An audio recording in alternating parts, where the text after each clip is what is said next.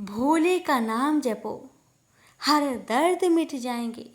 श्रद्धा से जो पुकारे, शिव दौड़े चले आएंगे। हर हर महादेव, ओम नमः शिवाय। भोलेनाथ के चरणों में समर्पित इस पुण्य सोमवार को, जब आषाढ़ मास का अंतिम सोमवार है, तो आइए भक्तों, आज की व्रत कथा में जोड़ते हैं। उस कथा से जो हर क्षण शिव की कृपा से भर देती है जीवन को। कहते हैं कि जो श्रद्धा से इस सोमवार को व्रत करता है और कथा सुनता है, उसके जीवन से सारे विघ्न कट जाते हैं और शिव जी की विशेष कृपा प्राप्त होती है। तो आइए बड़े ही श्रद्धा और प्रसन्न मन से सुनते हैं सोमवार की व्रत कथा। पौराणिक कथा के अनुसार विश्रवा मुनि का पुत्र रावण महान सूरवीर तथा विद्वान था। अपने पिता से उसने वेदों और शास्त्रों का अध्ययन किया हुआ था, किंतु उसमें अनेक दुर्गुण भी थे। वह बहुत अहंकारी था। कुबेर को पराजित करके उसने लंका का राज्य छीन लिया और त्रिलोक्य विजय के लिए निकल पड़ा।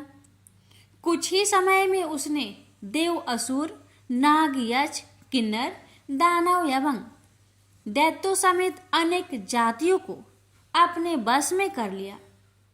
इस पर उसे बहुत अभिमान हो गया कि उस जैसा शक्तिशाली व्यक्ति दुनिया में दूसरा कोई और नहीं है। एक दिन रावण कुबेर से छीने हुए पुष्पक विमान पर बैठकर कैलाश पर्वत से जा रहा था कि अचानक उसका यान अपने आप नीचे उतरने लगा। यह देख रावण को आश्चर्य हुआ। उसने सोचा अवश्य ही पुष्पक विमान में कोई खराबी आ गई है। उसने विमान को इधर उधर से देखा, किंतु विमान नीचे उतरता ही गया और एक पहाड़ पर खड़ा हो गया। रावण विमान से उतरा ही था कि उसे एक विकट हुक्कार सुनाई पड़ी। उसने अचकचाकर ध्वनि की दिशा में देखा तो एक छोटे से पुरुष को, जिसका मुख बंदर जैसा था, अपनी ओर आते देखा। उस पुरुष के हाथ में त्रिशूल था। उसने उपेक्षा भरे भाव से रावण की ओर देखा। इस पर रावण चीर उठा। उसने पूछा, कौन हो तुम? क्या तुम्हें किसी ने शिष्टाचार नहीं सिखाया कि महाराजाओं से किस तरह व्यवहार किया जाता है? बानर मुख पुरुष अट्ठास लगाकर बोला, महाराज, और तुम? भला मैं भी तो सुनूं कि तुम कहाँ के महाराज हो। यह सुनकर रावण और भी ज्यादा क्रोधित होकर बोला, सुनो बानर, मैं लंका नरेश रावण हूँ और त्रिभुवन विजयी हूँ। मैंने सारे संसार को जीत लिया है। उफ, जीत लिया होगा, लेकिन यह कैलाश धाम है। यहाँ तुम्हारा किसी तरह का घमंड काम नहीं आएगा। यहाँ के अधिपति भगवान शिव है। बानर मुख पुरुष बोला। रावण ने हंसते हुए कहा, ओह, लगता है तुम्हारा शिव स्वयं को बहुत शक्तिशाली समझता है, तभी तो वह मुझे त्रिलोक्य विजयी के आने पर भी निश्चिंत बैठा है। अब मैं इस स्थान को नष्ट भ्रष्ट किए बिना नहीं छोड़ूंगा, जिससे वह शिष्टाचार सीख सके। यह कहकर रावण ने गुस्से में भरकर कैलाश पर्वत को ही उखाड़ लिया। वह उसे अपने कंधों पर उठाकर फेंकने ही चाहता था कि पर्वत के हिलने से पार्वती चौंक कर शिव से लिपट कर बोली, स्वामी, ये क्या? आज कैलाश पर्वत डगमगा क्यों रहा है? शिव जी मुस्कुराते हुए बोले, लगता है कोई विवेकहीन व्यक्ति हमारी परीक्षा लेने पर तुला हुआ है। देवी, यह कहकर भगवान शिव ने कैलाश पर जो अपना अंगूठा दबा दिया, कैलाश पर्वत तत्काल नीचे बैठ गया और उसके नीचे रावण दब गया। रावण को अब पश्चाताप होने लगा। उससे महान भूल हो गई थी। उसने नीचे दबे ही शिव का जाप करना आरंभ कर दिया। वर्षों तक कैलाश के नीचे दबा रावण शिव उपासना करता रहा। उसकी भक्ति देखकर पार्वती को उस पर दया आ गई। वही शिव से बोली, प्रभु उसे क्षमा कर दीजिए, अब तो वह प्रायश्चित भी कर चुका है। वैसे भी वह एक ब्राह्मण पुत्र है, वह मार्ग से भटक गया था, उसने आपकी परीक्षा लेनी चाहिए थी। पार्वती की बात सुनकर शिव ने कैलाश पर्वत से अपने अंगूठे का भार हटा लिया। रावण मुक्त होकर पर्वत के नीचे से निकला और पर्वत को यथास्थान पर टिका दिया। उसके बाद रावण ने शिव की कठिन तपस्या करनी आरंभ कर दी। उसने हवन कुंड तैयार किया और अपनी अंग काट काट कर हवन कुंड की अग्नि में डालने लगा। अंत में उसने जैसे ही अपने शीश को काटने के लिए तलवार उठाई, उसी समय वहां शिवजी पार्वती सहित प्रकट हो गए। शिव ने रावण को हाथ पकड़कर कहा, पुत्र मैं तुम्हारी तपस्या से प्रसन्न हूँ, वरदान मांगो। रावण ने हाथ जोड़कर कहा, प्रभु यदि आप मेरी तपस्या से प्रसन्न हैं तो मुझे ऐसा वर दीजिए कि मैं वैदिक, भौतिक और विज्ञान शास्त्र का ज्ञाता बनूं। संसार में मेरी प्रसिद्धि हो, मैं भगवान विष्णु के अलावा किसी अन्य से न मारा जाऊं। सूर, असुर, दानव, दैत्य सब पर अजय रहूं। मेरे 10 शिष्य हो जाए। ऐसा ही होगा वत्स। यह वर देकर भगवान शिव अंतर्ध्यान हो गए। फिर रावण अपनी लंका में लौट गया और अंतिम समय तक भगवान शिव का परम भक्त बना रहा। इस तरह भगवान शिव की कृपा से रावण का अभिमान भंग हुआ। प्रेम से बोलिए हर हर महादेव। माता पार्वती की जय।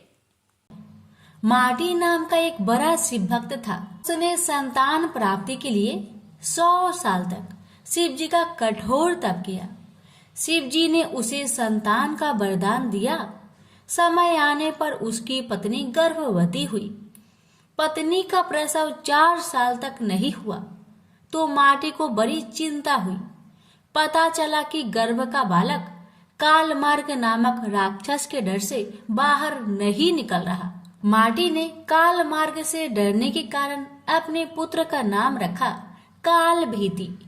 कालभीति जन्म से ही परम शिव भक्त थे। बड़ा होते ही कालभीति घोर तपस्या में लगे। बेल के पेड़ के नीचे पैर के अंगूठे पर खड़े हो वह 100 वर्षों तक एक बूंद भी पानी पिए बिना मंत्रों का जाप करते रहे।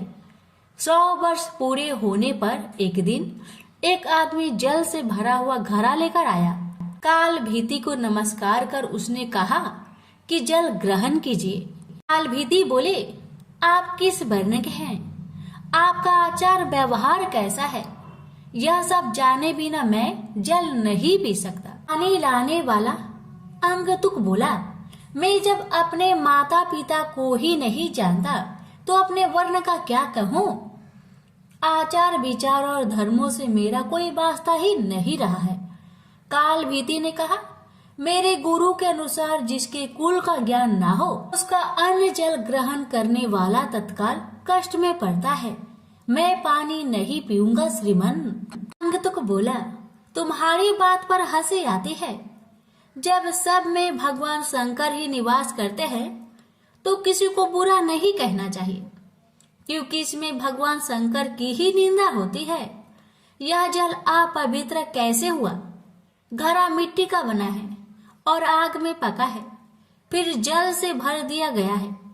मेरे छूने से अशुद्धि आ गई है तो अगर मैं अशुद्ध होकर इस धरती पर हूँ तो आप यहाँ क्यों रहते हैं? आकाश में क्यों नहीं रहते? कालभीति ने कहा, सभी में शिव ही है। सबको शिव मानने वाले नास्तिक लोग खाना छोड़कर मिट्टी क्यों नहीं खाते? आँख और धूल क्यों नहीं भागते? मैं यह नहीं कह रहा कि सब में शिव नहीं है। भगवान शिव सब में है ही। मेरी बात ध्यान से सुनिए। सोने के गहने बहुत तरह से बनते हैं, कुछ शुद्ध सोने के तो कुछ मिलावटी। खरे खोटे सभी आभूषणों में सोना तो है ही। इसी प्रकार ऊंच नीच, शुद्ध अशुद्ध सब में भगवान सदा शिव विराजमान है।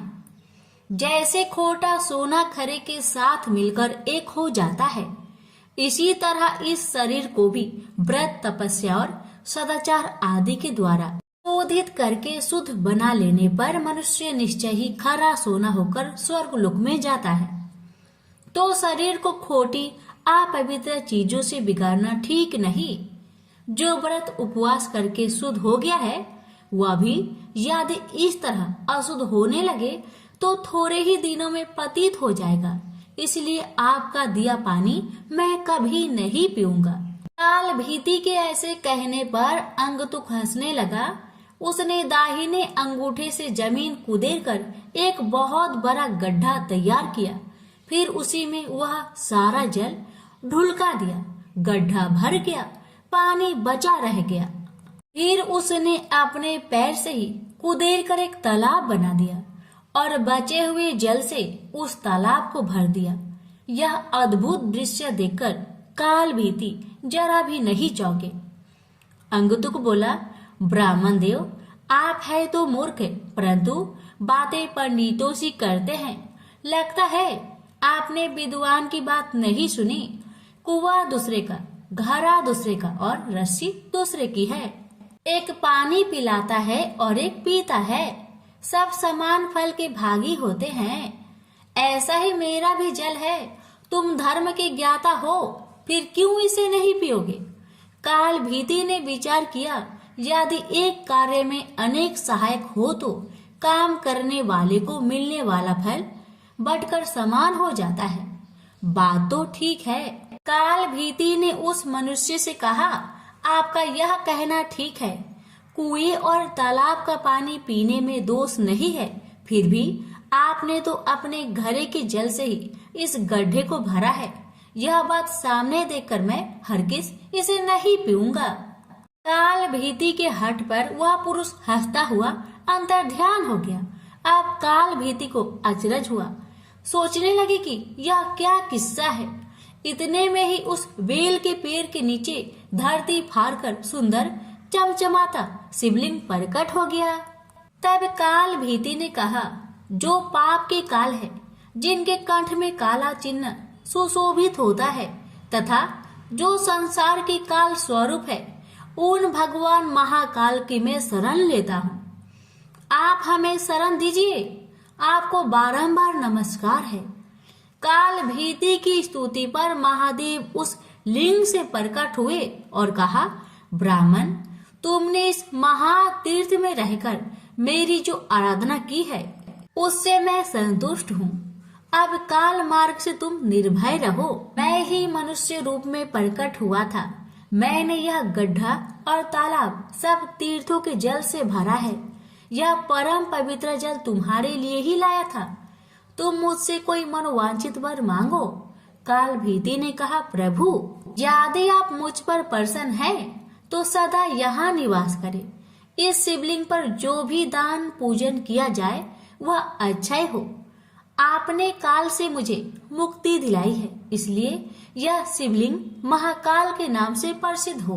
भगवान बोले, जो कोई अक्षय तृतीया, शिवरात्रि, सावन मास, चतुर्दशी, अष्टमी, सोमवार तथा विशेष पर्व के दिन इस सरोवर में स्नान करके इस शिवलिंग की पूजा करेगा, वह शिव को ही प्राप्त होगा। यहाँ किया हुआ जप, तप और रुद्र जप सब अच्छा ही होगा। तुम नंदी के साथ मेरे दूसरे द्वारपाल बनोगे।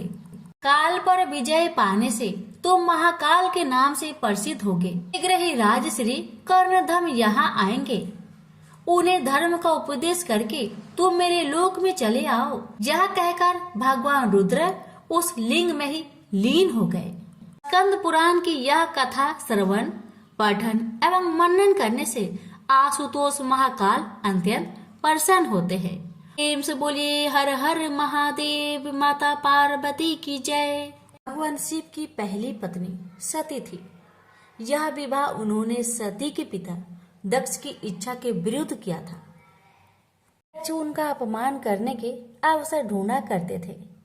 पिता के ऐसे व्यवहार से लज्जित होकर सती ने अपना शरीर त्याग दिया। उनकी मृत्यु के बाद शिव हिमालय पर जाकर फिर से तपस्या में लीन हो गए। जिस उपवन में भगवान शिव ध्यान करते थे उसके निकट ही पर्वतराज हिमवान रहता था। उसने स्वर्ग की अप्सरा मेनका से विवाह किया था। कुछ वर्ष बाद मेनका ने एक पुत्री को जन्म दिया। उसका नाम रखा पार्वती। वास्तव में सती ने ही फिर से पार्वती के रूप में जन्म लिया था। वर्ष पर वर्ष बीते और पार्वती ने युवावस्था में प्रवेश किया। एक दिन मेनका ने अपने पति से कहा, स्वामी, पार्वती अब विवाह योग हो गई है। अब हमें पार्वती के लिए योग वर खोजना चाहिए। हिमवान बोला, मैं जानता हूँ, परंतु कोई योग वर ध्यान में नहीं आता। मैं अपनी पुत्री का हाथ उसी के हाथ में दूंगा जो सब प्रकार से योग होगा। एक दिन नारद मुनि हिमवान के घर आए। जब उन्होंने पार्वती को देखा तो हिमवान से बोले, हिम, तुम्हारी पुत्री के भाग्य में तो भगवान शिव से विवाह करने का योग है। नारद मुनि की बात सुनकर हिमवान सोचने लगा, शिव के पास मैं कैसे जाऊं? उन्होंने अगर अस्वीकार कर दिया तो? सती की मृत्यु के बाद उन्होंने किसी स्त्री का मुख तक नहीं देखा। परंतु मुझे वर खोजने की आवश्यकता नहीं। नारद मुनि की भविष्यवाणी असत्य नहीं होगी। मैं धीरज पूर्वक प्रतीक्षा करूंगा। परंतु एक दिन हिमवान का धीरज टूट गया। उसे एक विचार सूझा। वह मेनका से बोला, मैं पार्वती को शिव की सेवा करने भेजता हूँ। वो उसके रूप और गुण के प्रति आकर्षित जरूर होंगे। मेनका बोली, विचार तो बहुत उत्तम है। हिमवान ने पार्वती को अपने पास बुलवाया और कहा, बेटी, भगवान शिव उस उपवन में तपस्या कर रहे हैं। तुम अपनी सहेलियों के साथ जाकर उनकी सेवा किया करो। पार्वती बोली, अवश्य पिताजी, हमने अनेक बार उन्हें देखा है। पार्वती और उनकी दो सहेलियों को लेकर हिमवान शिव के पास गए और उनसे निवेदन किया, हे भगवान, आपके पास पूजा अर्चना की तैयारी करने वाला कोई नहीं है। मेरी पुत्री यह सेवा कर सकती है। हिमवान की बात सुनकर शिव सोचने लगे, कन्याएं भले ही सेवा करे। जो व्यक्ति संसार से वैराग्य ले चुका है उसे इनसे कोई व्याघात नहीं पहुंचेगा। यह सोचकर वे हिमवान से बोले, तुम्हारे इस प्रस्ताव के लिए मैं तुम्हारा आभारी हूँ। कन्याएं मेरी इच्छा अनुसार सेवा कर सकती है। शिव का प्रस्ताव सुनकर हिमवान बहुत प्रसन्न हुआ और कन्याओं को वहां छोड़कर चला आया। पार्वती शिव की सेवा करने लगी। वह उपासना के लिए कुछ तृण चुनती थी और गर्मी बढ़ने पर शिव पर पंखा झलती थी। इस प्रकार पार्वती हृदय से शिव से प्रेम करने लगी। इस बीच आपत्तिग्रस्त देवता इंद्र के साथ ब्रह्मा जी के पास आकर बोले, भगवान, असुर तारक के अत्याचारों से हमारी रक्षा करे। उसने स्वर्ग पर अधिकार कर लिया है और लोगों में हाहाकार मचा हुआ है। उसे प्रसन्न करने के लिए हमने उसे उपहार भी भेजे, परंतु हम जितना ही उसे प्रसन्न करने का प्रयत्न करते हैं उतनी ही उसकी कुधृष्टता बढ़ती जाती है। हमारी आपसे प्रार्थना है कि हमें कोई ऐसा नेता प्रदान कीजिए जो हमें उसके अत्याचारों से त्राण दिलाए। ब्रह्मा जी असहाय होकर बोले, प्रिय पुत्रों, मैं चाहते हुए भी तुम्हारी सहायता नहीं कर सकता। तारक को मैंने एक बार वरदान दिया था, उसी से वह इतना बलवान हो गया है। मैं भी उसका नाश नहीं कर सकता, परंतु एक उपाय है। शिव का पार्वती से विवाह विधि का विधान है। तुम जाओ और शिव पार्वती की सुंदरता का भान कराओ। शिव और पार्वती का जो पुत्र होगा वही तुम्हारा नेता बनकर तारक का वध करेगा। ब्रह्मा जी की बात सुनकर देवराज इंद्र सीधे प्रेम के देवता काम के पास पहुंचे और बोले, कामदेव, मैं तुम्हारे पास एक आवश्यक काम से आया हूं। तुम शिव पर अपना जादू चलाओ ताकि वे पार्वती से विवाह कर ले। इंद्र की आज्ञा पाकर कामदेव अपनी पत्नी रति के साथ शिव के कुंज में पहुंचे। वहां शिव को देखा तो उनका साहस छूट गया। उसी समय पार्वती वहां से निकली तो कामदेव का फिर से साहस बंधा। पार्वती ने नतमस्तक होकर कुछ पुष्प शिव के सम्मुख रखे। जहाँ देख शिव बोले, तुम्हें ऐसा पति मिले जो बस केवल तुमसे ही प्रेम करने वाला हो। शिव की बात सुनकर पार्वती सोचने लगी, शिव का वचन कभी मिथ्या नहीं होगा। मैं कितनी भाग्यशाली हूँ। यह सोचकर पार्वती शिव के गले में माला पहनाने ही वाली थी, तभी कामदेव का बाण निशाने पर लगा। शिव ने पूरी शक्ति से अपनी भावनाओं को बस में किया और इधर उधर देखने लगे। उन्होंने कहा, मेरे मन की शांति भंग करने का साहस किसने किया? तभी उनकी दृष्टि कामदेव पर पड़ी। उस दृष्टि मात्र से कामदेव जलकर राख हो गए। यह देख रति मूर्छित हो गई। शिव पार्वती की ओर आंख उठाए बिना ही कुंज में चले गए। यह देख पार्वती शोक और लज्जा से विहल हो उठी और उदास मन से अपने घर लौट गई। उधर जब रति की मूर्छा टूटी तो उसने सोचा, जब मेरे पति ही नहीं रहे तो मैं जीकर क्या करूंगी? अच्छा यही है कि मैं भी मरकर उनके पास पहुंचूं। वह यह सोच ही रही थी कि तभी आकाशवाणी हुई, जीवन मत त्याग। पार्वती तपस्या करके शिव को वर के रूप में पाएगी और उनके विवाह के दिन तेरा पति पूर्ण जीवित होकर फिर से तुझे मिलेगा। आकाशवाणी सुनकर रति को ढढस बंधा और वह उस दिन की प्रतीक्षा करने लगी। उधर शिव के व्यवहार से पार्वती को बहुत दुख हुआ, परंतु उसके प्रेम में कमी नहीं आई। वह सोचने लगी, मेरा सौंदर्य उन्हें आकर्षित नहीं कर सका, परंतु मैं हार नहीं मानूंगी। सौंदर्य से नहीं तो मैं अपनी तपस्या और भक्ति से उन्हें प्राप्त करूंगी। यह सोचकर उसने अपना निर्णय अपने माता पिता को बताया। पार्वती के निर्णय के आगे माता पिता को झुकना पड़ा और उसे आशीर्वाद देकर विदा किया। सुंदर वस्त्रों तथा आभूषणों का त्याग करके पार्वती कुंज में तपस्या करने बैठ गई। कई वर्ष बीत गए, परंतु पार्वती ने आशा नहीं छोड़ी। एक दिन वह जल कुंड में प्रवेश करने से पहले पूजा अर्चना की तैयारी कर रही थी कि एक युवक ऋषि उनसे मिलने आया। उसने पार्वती से कहा, तुम्हारा यह सुकुमार शरीर कैसे ये कठिन कर्म करता है जो तुम्हारी आत्मा उसे करवा रही है?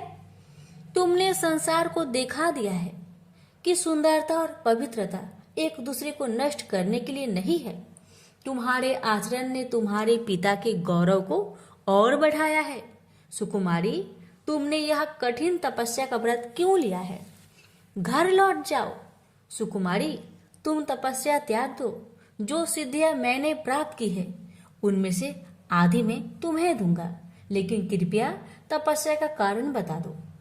पार्वती ने अपनी सखी से कारण बताने को कहा तो सखी ने कहा, मेरी सखी पार्वती ने शिव का प्रेम जीतने का निश्चय किया है। अपने सौंदर्य से तो यह उन्हें नहीं रिझा सके, अतः तपस्या और त्याग का सहारा लिया है। सखी की बात सुनकर ऋषि ने पार्वती से कहा, क्या यह सत्य है या तुम्हारी सखी हंसी कर रही है? पार्वती बोली, यह सत्य है ऋषिवर। मैं शिव की पूजा करती हूँ। मुझे विश्वास है तपस्या और भक्ति से एक दिन में उनका प्रेम प्राप्त करने में सफल हो जाऊंगी। ऋषि ने कहा, ओह, तो ये बात है। मैं शिव को जानता हूँ। वह तो अपने सारे शरीर पर भस्म रमाए रहता है, आग उससे लिपटे रहते हैं, चर्म धारण करता है। तुम्हारी जैसी सुंदर युवती कैसे उसकी पत्नी हो सकती है? वह निर्धन है, अघोर है, यह सारा संसार जानता है। वह तुम्हारे योग नहीं है। उसका विचार त्याग दो और कोई दूसरा व्यक्ति चुन लो। ऋषि की बातें सुनकर पार्वती क्रोधित होकर बोली, चुप रहो। महान आत्मा को महान आत्मा ही पहचान सकती है। नीच प्राणी उच्च विचारों को समझ नहीं सकता। तुम्हारा वचन तुम्हारी दुर्भावनाओं का सूचक है। शिव दिखावे से नहीं प्रभावित होते हैं, न किसी को प्रभावित करते हैं। वे अघोर है, निर्धन है, चर्म धारण करते हैं। उनके शरीर से सर्प लिपटे रहते हैं, तो क्या हुआ? वो मेरे मनोनीत देवता है। उनमें चाहे दुर्बलताएं अधिक हो, और गुण कम, फिर भी मैं उन्हें चाहती हूँ। पार्वती की सहेलियां यह सुनकर चकित रह गई। पार्वती उनसे बोली, प्रिय सखी, इनसे कहो कि चले जाए, क्योंकि इन्होंने अपने हृदय को ऐसे विचारों से कुलुषित कर रखा है। बुरी बात कहना पाप है, तुरंत उसे सुनना भी और भी बड़ा पाप है। चलो हम चले। क्रोध से भरकर पार्वती जैसे ही चलने को हुई, ऋषि ने जल्दी से आगे बढ़कर उसका मार्ग रोक लिया। देखकर पार्वती आश्चर्य हो गई। वह ऋषि और कोई नहीं, स्वयं भगवान शिव थे। वे पार्वती से बोले, सुकुमारी, तुम्हारी तपस्या और भक्ति ने मुझे जीत लिया है। मैं तुम्हारे सामने विनीत हूँ, तुम्हारा दास हूँ। किंतु कर्तव्य परायणा पार्वती शिव को छोड़ अपनी सखी के पास जाकर बोली, सखी, इनसे कहो कि मेरे पिताजी से विवाह का प्रस्ताव करना होगा। सखी की यह कह देने पर पार्वती शिव के पास आई। शिव बोले, मैं इसमें तनिक भी देर नहीं करूंगा प्रिय। यह अवशासन पाकर पार्वती अपनी सहेलियों के साथ घर लौट आई। शिव ने सप्त ऋषियों को बुलवाकर उनसे कहा, ब्रह्मा ने देवताओं को वचन दिया है, मेरा ही पुत्र तारक का वध करेगा। इस वचन को पूरा करने के लिए मुझे पार्वती से विवाह करना है। जाकर हिमवान से विवाह का प्रस्ताव करो। प्रस्ताव सुनकर हिमवान अत्यंत प्रसन्न हुआ और उसने विधि पूर्वक शिव पार्वती की विवाह कर दिया। विवाह संस्कार के बाद देवता शिव के पास आकर बोले, भगवान, हमारा आपसे आग्रह है कि रति को फिर से उसका पति मिलना चाहिए। अपनी प्रिय वधू का ध्यान करके प्रेम के देवता कामदेव तथा उनकी शोकाकुल पत्नी पर कृपा कीजिए। अवश्य, अब तो मैं भी उसी कामदेव का दास हूँ। कई वर्ष बीत गए। शिव अपनी पत्नी के प्रेम में डूबे हुए थे। तब इंद्र ने अग्नि को शिव के पास भेजा। अग्निदेव शिव के पास गए और उनसे विनती की, भगवान, मैं आपको देवताओं की आवश्यकता का स्मरण कराने आया हूँ। शिव ने अग्निदेव के हाथ में एक बीज रखा और बोले, इस बीज को पकने पर एक बालक का जन्म होगा, वही तुम्हारा सेनापति होगा। अग्निदेव बीज लेकर वहां से चले गए, परंतु वह बीज इतना गर्म था, उसे पकड़े रहना बहुत कठिन था। इंद्र के पास पहुंचते पहुंचते अग्निदेव का शरीर पीड़ा से पीला पड़ गया। वह इंद्र से बोले, बीज मेरे पास है, परंतु उसे संभालना असंभव है। अग्निदेव की दशा देखकर इंद्र दुखी होकर बोले, तुम इसे गंगा के पास ले जाओ, वह तुम्हें ठंडक पहुंचाएगी और इसे संभालेगी। अग्निदेव गंगा के पास गए। जब उन्होंने बीज को लेकर उसमें डुबकी लगाई तो उसमें उफान आने लगा और वह उबलने लगी। तब बीज किनारे पर जा गिरा। उसी समय स्वर्ग की 6 अप्सराएं गंगा में स्नान करने आई। उन्होंने बीज को उठाकर सर घास में रख दिया। बीज तब तक पक चुका था और उसमें से कार्तिकेय प्रकट हुए। आश्चर्यचकित अप्सराएं बोली, इसे हम अपने साथ ले जाएंगे, पहले पहले हमने ही देखा है। फिर गंगा स्त्री का रूप धारण कर बाहर आई और अग्निदेव भी वहां आए। गंगा बोली, इसे मैं ले जाऊंगी, मैंने इसे जन्म दिया है। अग्निदेव बोले, नहीं, यह हमें प्रदान किया गया है। उसी समय शिव तथा पार्वती वहां आए। शिव ने विवाह का निर्णय करते हुए कहा, जो बालक देवताओं का नेतृत्व करने वाला है उसका पालन पोषण पार्वती ही कर सकती है। पार्वती ने प्रेम से बालक को उठाकर छाती से लगा लिया। फिर वे कैलाश पर्वत पर लौट आई। समय बीतने के साथ कार्तिकेय बड़ा हुआ। उसके नेतृत्व में देवताओं और तारक के बीच भीषण युद्ध हुआ। कार्तिकेय ने उसे मार डाला। स्वर्ग का सिंहासन फिर से इंद्र को मिला और स्वर्ग में फिर से सुख शांति का साम्राज्य प्रस्थापित हुआ। प्रेम से बोलिए, हर हर महादेव। माता पार्वती की जय। एक समय की बात है, त्रिपुरारी भुजंगधारी श्री काशीपति महादेव जी जगन माता पार्वती के साथ प्रसन्न रूप में विराजमान थे। जग माता ने उनसे अनुरोध किया, भगवान कोई कथा कहिए। इस पर भगवान भूत भावन किंचित मुस्कुराए और बोले, हे पार्वती, सुनो, पूर्व समय में कुसमांड नामक एक ऋषि का पुत्र मंडप नाम से विख्यात था। बाल्यकाल में ही कुसंगति के कारण पाप कर्म में लीन हो गया था। अतः उसकी निंदित कथाओं को सुनकर उसके पिता, माता, भाई आदि सभी संबंधियों ने उसको अपने से अलग कर दिया। वह पूर्व जन्म के कर्मों के कारण किसी का कहना नहीं मान रहा था।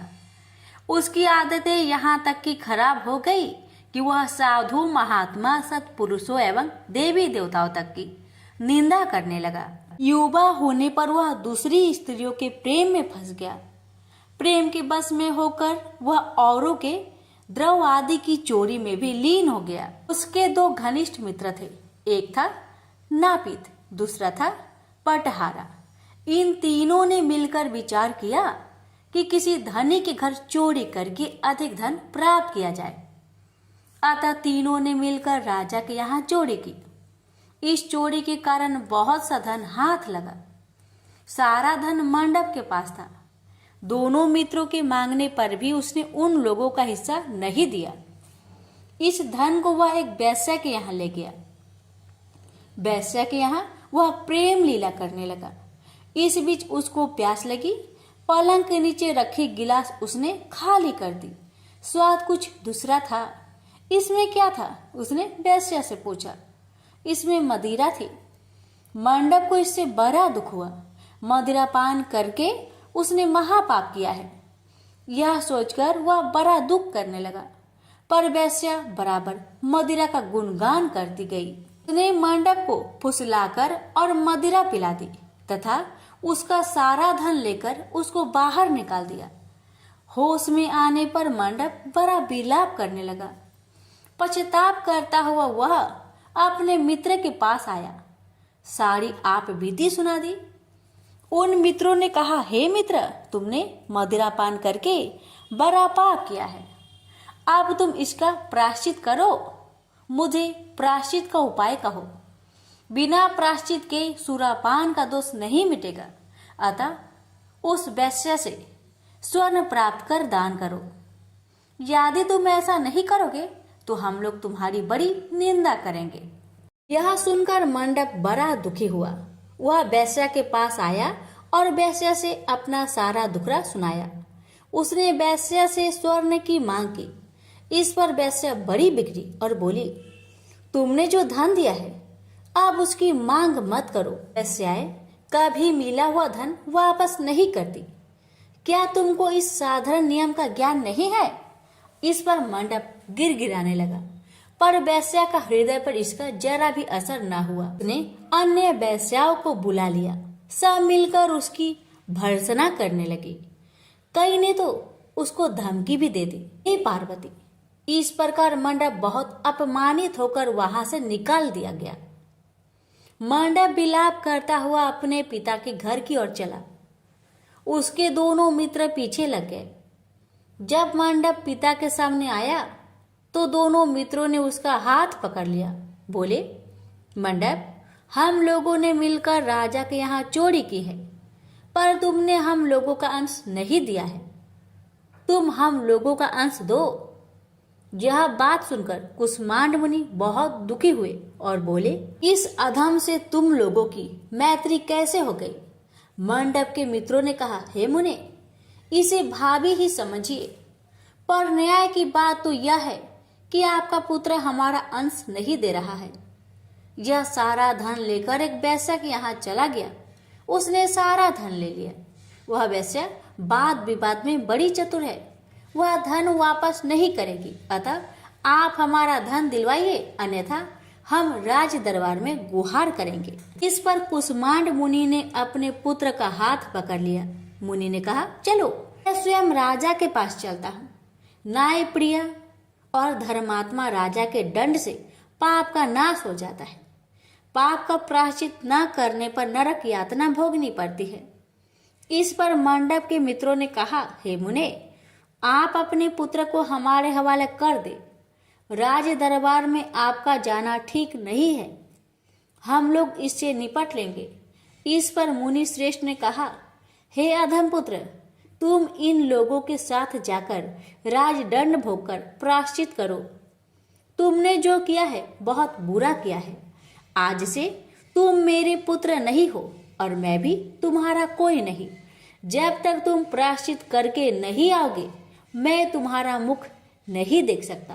मंडप के मित्र मंडप को अपने साथ ले गए। दूर एक घने जंगल में ले जाकर पहले तो उसकी खूब भर्त्सना की, फिर बाद में उसको पीटना शुरू किया। बेहद पीटने के कारण मंडप बेहोश होकर गिर पड़ा।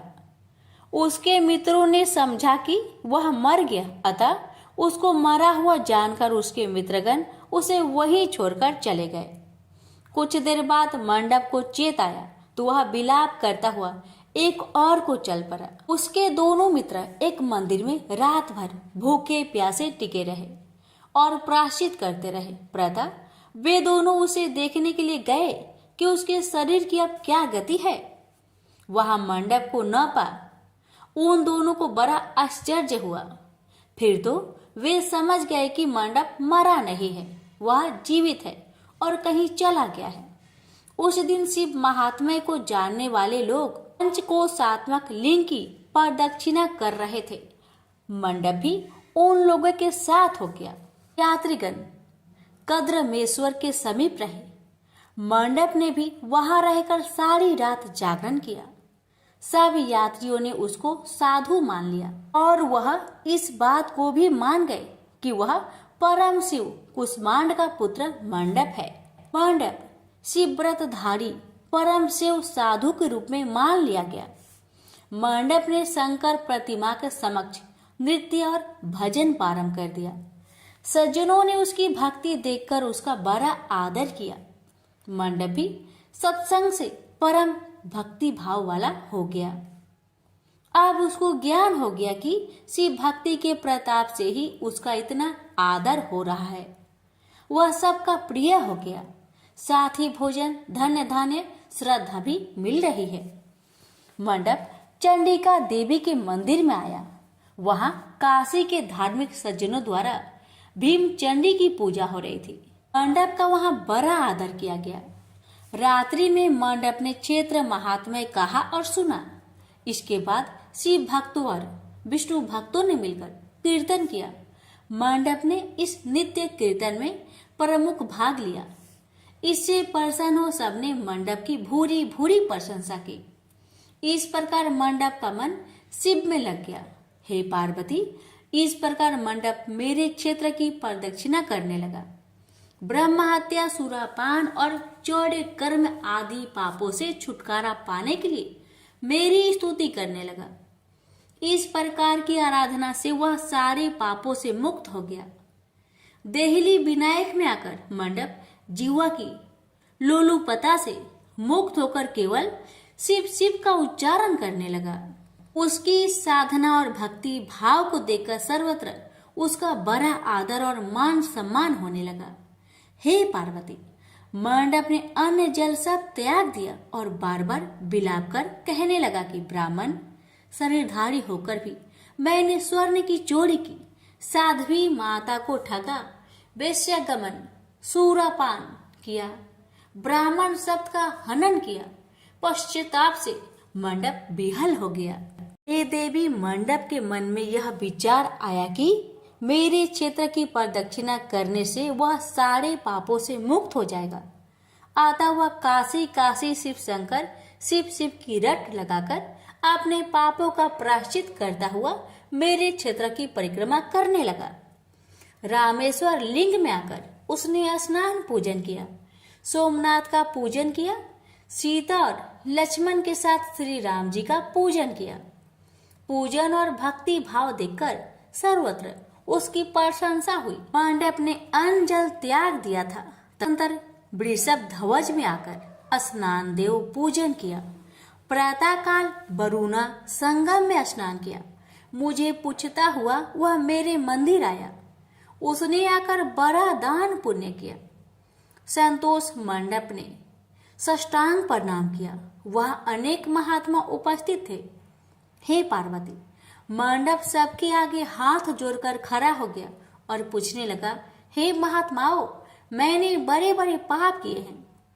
आप लोग कृपया यह बतलाइए कि इन पापों से मेरा छुटकारा किस प्रकार होगा।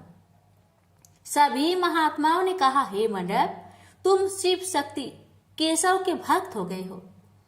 पंचक्रोशमात्मक लिंग प्रदक्षिणा से और शिव कीर्तन से तुम्हारे सारे पाप नष्ट हो गए हैं।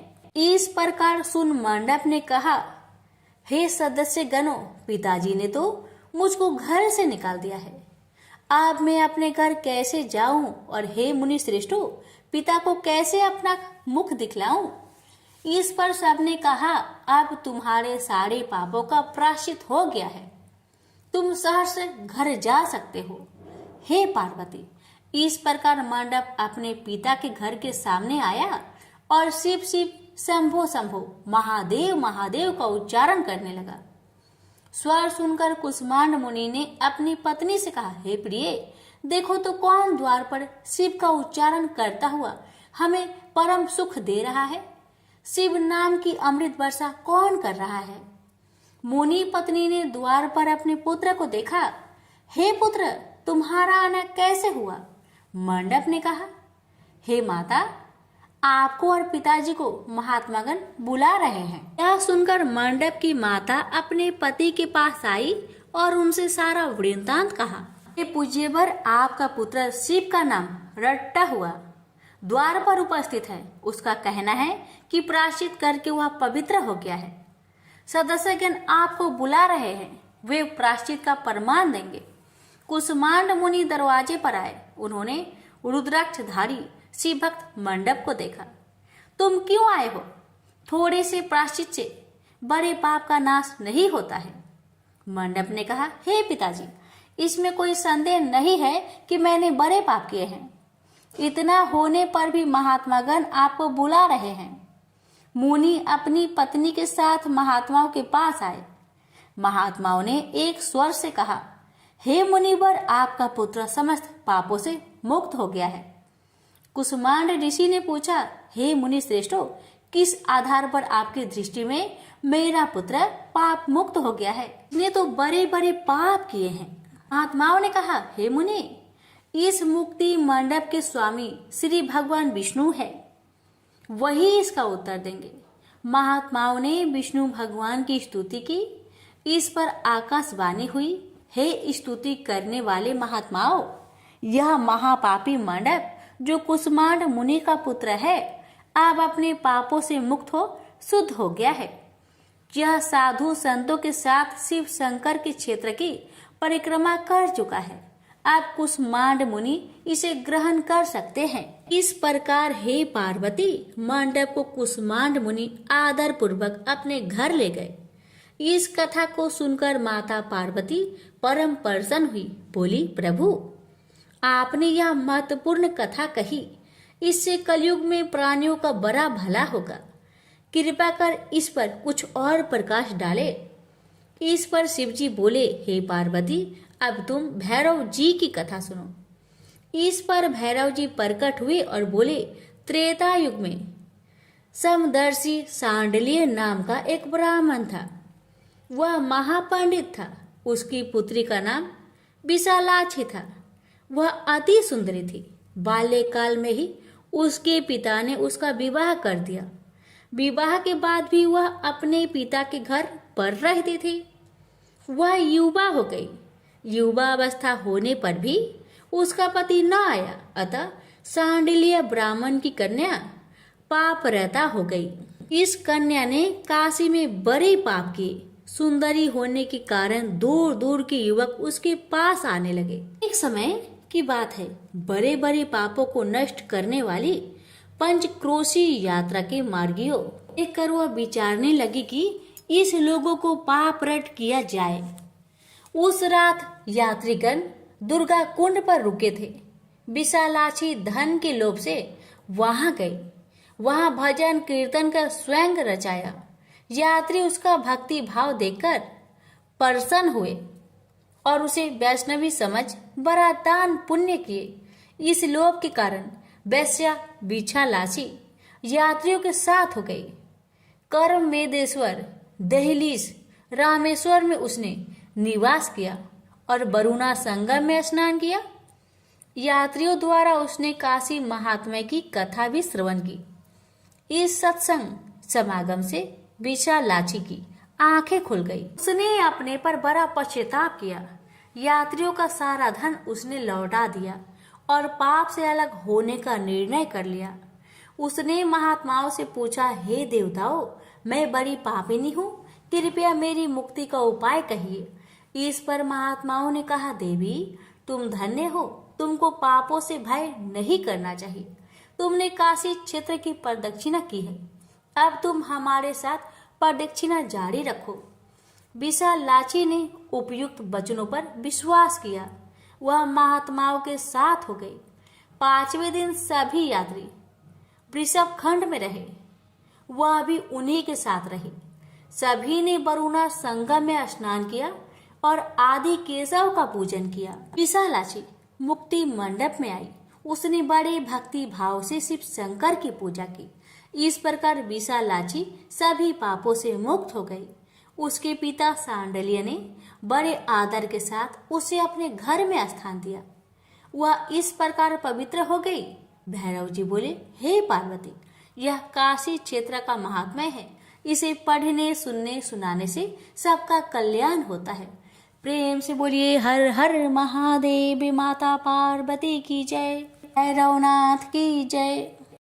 किसी नगर में एक धनी व्यापारी रहता था। दूर दूर तक उसका व्यापार फैला हुआ था। नगर के सभी लोग उस व्यापारी का सम्मान करते थे। इतना सब कुछ संपन्न होने के बाद भी वह व्यापारी बहुत दुखी था, क्योंकि उसका कोई पुत्र नहीं था, जिस कारण अपने मृत्यु के पश्चात व्यापार के उत्तराधिकारी की चिंता उसे हमेशा सताती रहती थी।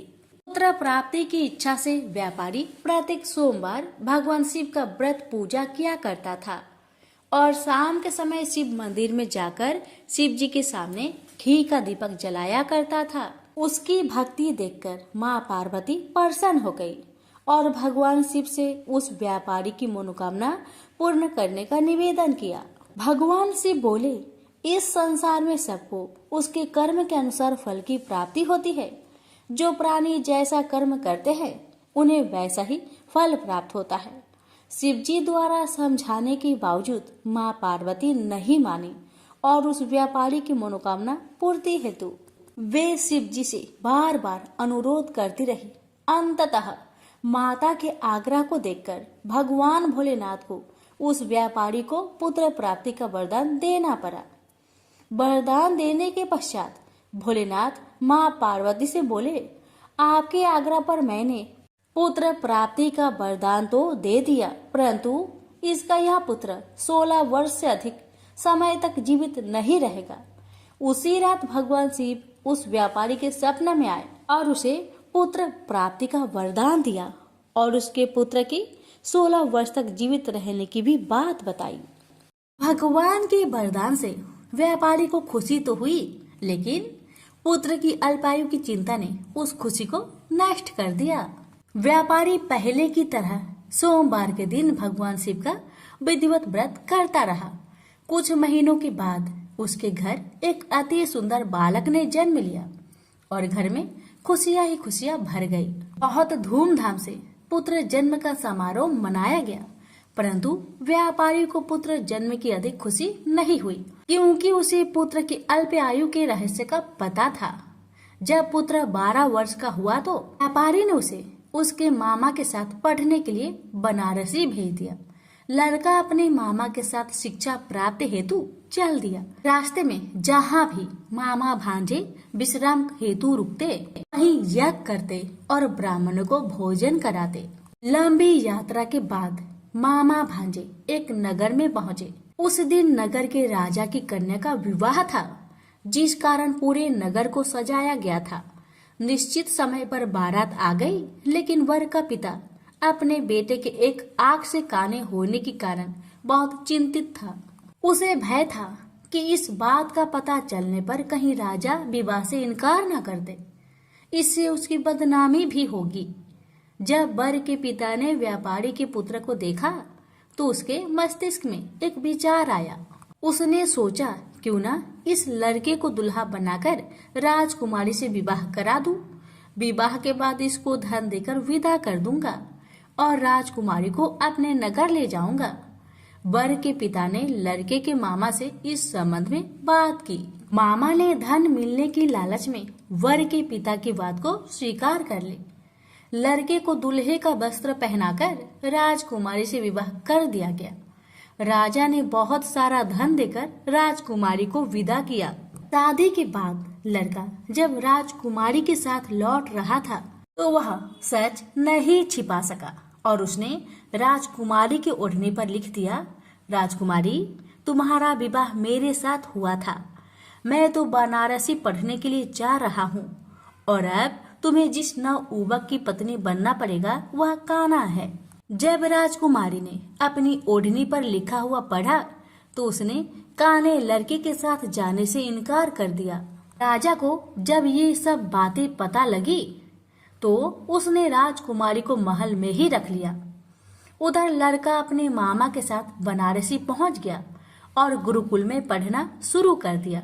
जब उसकी आयु 16 वर्ष की हुई तो उसने यज्ञ किया। यज्ञ की समाप्ति पर ब्राह्मणों को भोजन करवाया और खूब अन्य वस्त्र दान किए। रात को वह अपने शयन कक्ष में सो गया। शिव के वरदान के अनुसार शयन अवस्था में ही उसके प्राण पेखरू उड़ गए। सूर्योदय पर मामा मृत भांजे को देखकर रोने पिटने लगा। आसपास के लोग भी एकत्र होकर दुख प्रकट करने लगे। लड़के के मामा के रोने विलाप करने के स्वर समीप से गुजरते हुए भगवान शिव और माता पार्वती ने भी सुने। माता पार्वती ने भगवान से कहा, प्राणनाथ, मुझे इसके रोने का स्वर सहन नहीं हो रहे। आप इस व्यक्ति के कष्ट को अवश्य दूर करें। भगवान शिव ने माता पार्वती के साथ अदृश्य रूप में समीप जाकर देखा तो भोलेनाथ माता पार्वती से बोले, यह तो उसी व्यापारी का पुत्र है जिसे मैंने 16 वर्ष की आयु का वरदान दिया था। इसकी आयु पूरी हो गई है। माँ पार्वती ने फिर भगवान शिव से निवेदन कर उस बालक को जीवन देने का आग्रह किया।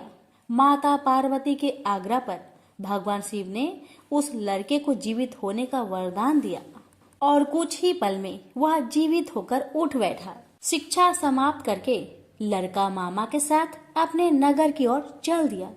दोनों चलते हुए उसी नगर में पहुंचे जहां उसका विवाह हुआ था। उस नगर में भी यज्ञ का आयोजन किया।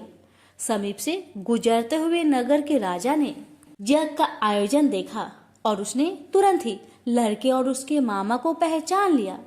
यज्ञ के समाप्त होने पर राजा मामा और लड़के को महल में ले गया और कुछ दिन उन्हें महल में रखकर बहुत सा धन वस्त्र आदि देकर राजकुमारी के साथ विदा कर दिया। इधर भूखे प्यासे रहकर व्यापारी और उसकी पत्नी बेटे की प्रतीक्षा कर रहे थे। उन्होंने प्रतिज्ञा कर रखी थी कि यदि उन्हें अपने बेटे की मृत्यु का समाचार मिला तो दोनों अपने प्राण त्याग देंगे। परंतु जैसे ही उसने बेटे के जीवित वापस लौटने का समाचार सुना तो वह बहुत प्रसन्न हुआ। वह अपनी पत्नी और मित्रों के साथ नगर के द्वार पर पहुंचा। अपने बेटे के विवाह का समाचार सुनकर पुत्र वधू राजकुमारी को देखकर उसकी खुशी का ठिकाना न रहा। उसी रात भगवान शिव ने व्यापारी को सपने में आकर कहा, हे श्रेष्ठी, मैंने तेरे सोमवार व्रत करने और व्रत कथा सुनने से प्रसन्न होकर तेरे पुत्र को लंबी आयु प्रदान की है। पुत्र की लंबी आयु जानकर व्यापारी बहुत प्रसन्न हुआ। शिव भक्त होने तथा सोमवार का व्रत करने से व्यापारी की सभी मनोकामनाएं पूर्ण हुई। इसी प्रकार जो भक्त सोमवार का विधिवत व्रत करते हैं और व्रत कथा सुनते हैं उनकी सभी इच्छाएं पूरी होती है। उनसे बोलिए उमापति शंकर भगवान की जय। हे भगवान, आपकी कथा को श्रद्धा पूर्वक सुनने वाले सभी भक्त की हर मनोकामना को पूर्ण करें। जय भोलेनाथ।